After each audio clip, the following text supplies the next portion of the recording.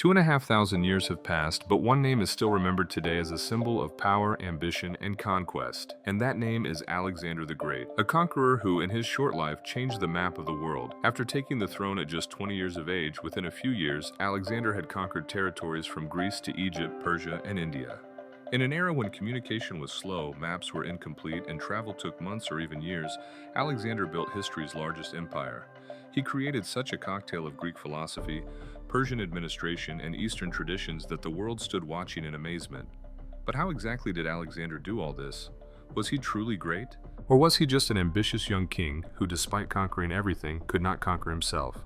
Let's find out in today's video. The early years. Birth of a legend.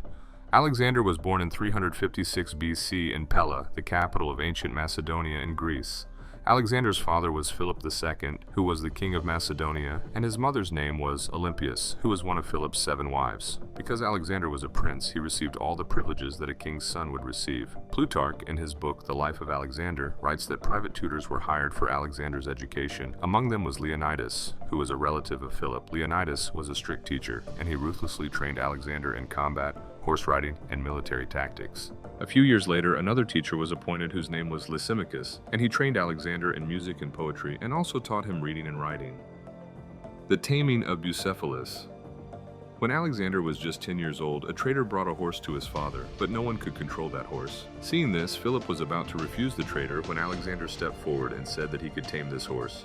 Hearing this, Philip was a bit surprised, but he was also a bit curious and wanted to know if Alexander truly had the capability to do such a thing, so he gave Alexander permission. Then Alexander approached the horse and first spoke to it gently. Then he stroked it softly and slowly mounted it and began to ride it with ease. Seeing this scene, Philip was so impressed that he said to Alexander, "My son, seek a kingdom worthy of yourself. Macedonia is too small for you." After this, he bought that horse and named it Bucephalus. This was the very horse on which Alexander would ride to win countless battles in the years to come. Education under Aristotle. After this, when Alexander was 13 years old, his training went to a whole different level when Philip hired Aristotle, considered one of history's greatest philosophers. Aristotle gave Alexander daily lessons at the Temple of Nymphs, located in Myetsa. Here, Alexander studied alongside other royal children, many of whom became his good friends and later became his generals as well. Aristotle gave Alexander lessons in religion, art, logic, and philosophy. King Philip was so impressed by this training that he rebuilt Aristotle's hometown of Stagira, which had been destroyed in a war, and also granted freedom to all the slaves there. The first tests of leadership. Alexander's first challenge came when he was just 16 years old. King Philip had declared war on the kingdom of Byzantium and was going to lead an army into battle.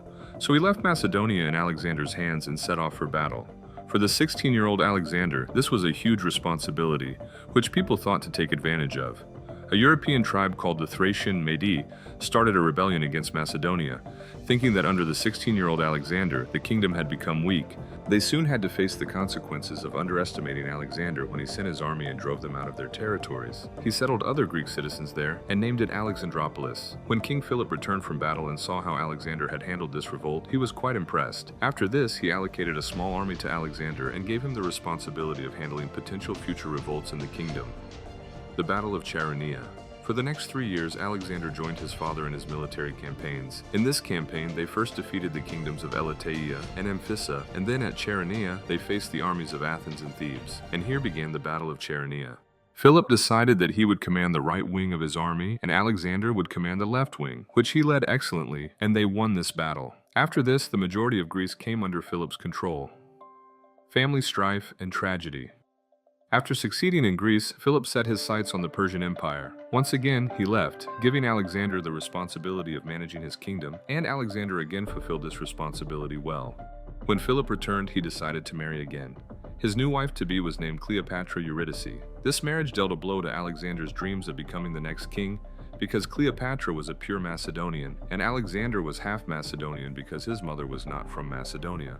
This meant that if Cleopatra had a son, he would become the heir to the throne before Alexander. Plutarch writes in his book that during the wedding, Cleopatra's uncle Attalus raised a glass of wine and wished that Cleopatra would soon have a son, so that in the future Macedonia would get a true Macedonian king. Hearing this, Alexander became so angry that he threw his cup at Attalus and shouted, "You villain, what am I then? A bastard." Seeing his father sit quietly, Alexander was so hurt that he took his mother and went to Epirus, where his uncle King Alexander I lived. Meanwhile, in Macedonia, King Philip had a son with Cleopatra, but he was very sad about Alexander leaving. Actually, he did not want to remove Alexander from the position of his successor. Then he sent messages to persuade him and ordered him to return, and Alexander, obeying these orders, returned to Macedonia. But after this, the old equation between the two did not remain: the assassination of Philip. After this, Philip arranged the marriage of his daughter, who was also named Cleopatra, to Alexander's uncle and his own brother-in-law, the king of Epirus. And before long, the wedding day arrived. The wedding began, and as soon as King Philip made his entry into the theater, one of his bodyguards suddenly stabbed him, which caused his death on the spot. There are many conflicting sources about the reason for this assassination, but according to historian Diodorus, the bodyguard who committed the assassination was named Pausanias of Arestus.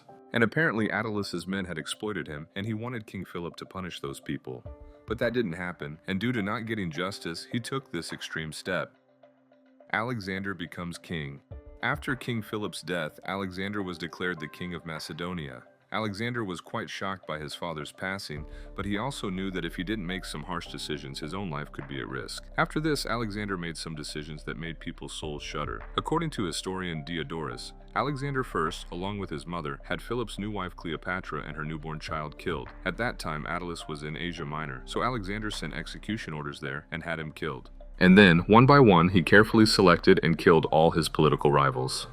Crushing rebellions after this, as soon as the news spread that a strong and dominant king like Philip was no more, and now his 20-year-old son had become king, revolts started again in various places in the kingdom, such as the recently conquered Athens and Thebes states, which thought they could now become independent again. Not listening to his advisors, Alexander himself set out with an army of 3,000 soldiers to eliminate these revolts. First, he reached Thebes and destroyed the entire city, and after this, Alexander's terror began to be seen in other kingdoms, and the revolts began to cool down. After this, wherever Alexander went, he was welcomed without opposition, and he established himself as a strong ruler. But Alexander was not one to be satisfied with just this. Aristotle's teachings had made him ambitious since childhood, and now that he had become king, he wanted to rule the entire world. The Persian campaign begins. The year was 334 BC. Alexander left Greece in the hands of his trusted military general Antipater and set out toward Persia with an army of 40,000 soldiers. Alexander believed that the Persian kingdom was a gift to him from God. The Battle of Granicus River. Alexander and his army first faced resistance in Persia at the Battle of Granicus River. This river was a huge obstacle for Alexander's army. The Persian army was being led by their military general Memnon of Rhodes. He positioned his army, which was approximately half the size of Alexander's army, around the Granicus River and began waiting for Alexander's army. Here, Alexander displayed his military excellence by using the tactic of wedge-shaped assault. He lowered his army into the river and attacked directly at the center of the Persian army. According to some sources, Alexander himself entered the battle here and personally killed many Persian soldiers. One soldier even attacked him with an axe, from which he almost died, but he survived. Due to his superior army, Alexander won this battle. In this battle, approximately 4,000 Persian soldiers were killed, and Greek casualties were only around 50. After which, the remaining Persian soldiers had to flee from there. Some Persian soldiers were captured, and among them were soldiers who were previously in the Greek army. Alexander declared them traitors and put them all to death right there. Conquering the coast. After this, Alexander reached the Ionian coast, capturing the Lydian kingdom's capital, Sardis. Here, people welcomed him without opposition, and Alexander told the people here that they were now free from Persian rule and could now live democratically.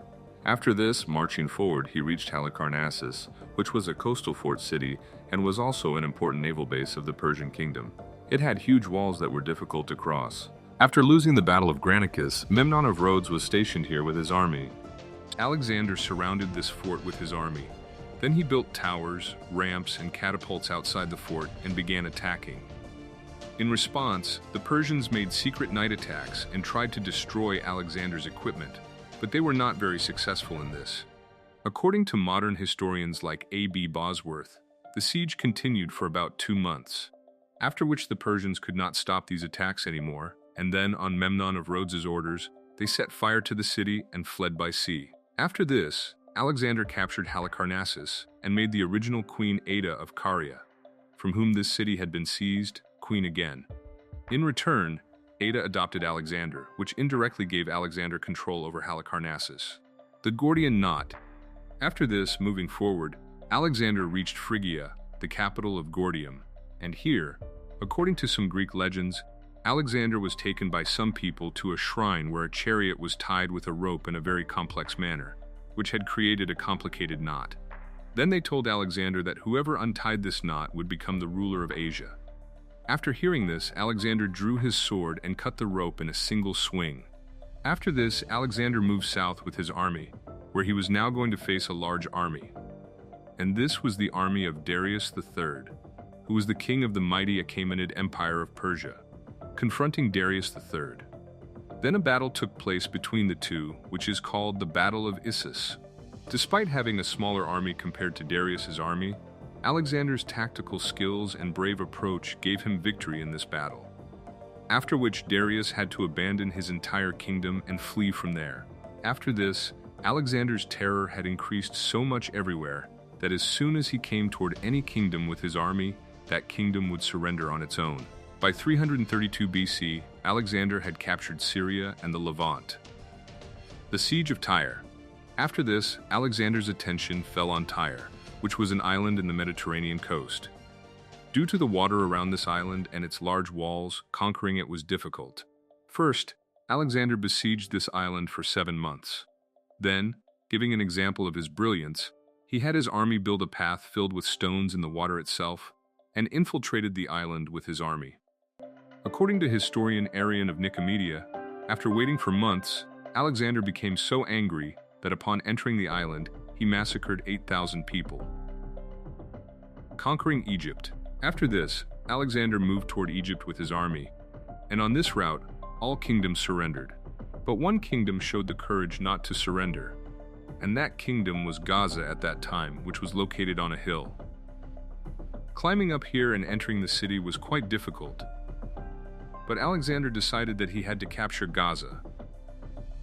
His army tried to enter the city 3 times, but they were not successful. Then in the final attempt, they entered the city. During this time, many of Alexander's soldiers were killed. Alexander himself also suffered a serious injury to his shoulder. After this, Alexander set out toward Egypt, where people welcomed him, considering him their son of God and liberator, and regarded him equal to their pharaoh.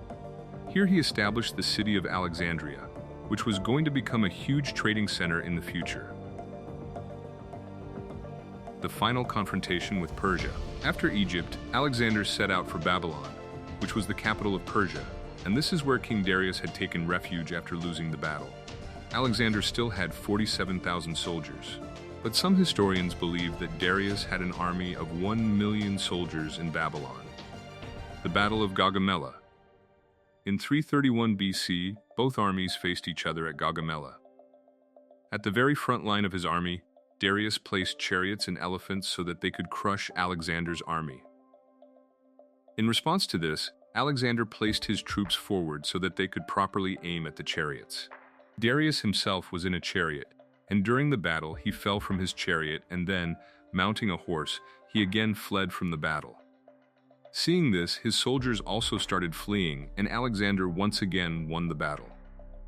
After this, Alexander captured other cities like Susa and Persepolis and looted everything there. Then he decided to find Darius and kill him, so that Darius could not make any more moves against him. But before this, Darius's close man Bessus killed him and took his place. After this, Alexander kept moving forward in Asia, searching for Bessus, and during this time he established several cities in his name. Eventually, Bessus's own generals betrayed him and handed him over to Alexander, and he was killed. The Indian Campaign.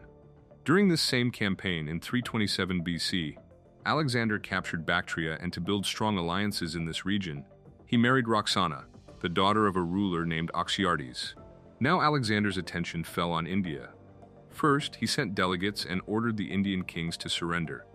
Some small kingdoms surrendered, and those who refused had to face Alexander's violent army. Their villages and cities were brutally burned. The Battle of Hydaspes. After this, Alexander got his most challenging opposition from King Porus of the Punjab region, who was the king of the Parava kingdom. Then the Battle of Hydaspes took place between both armies.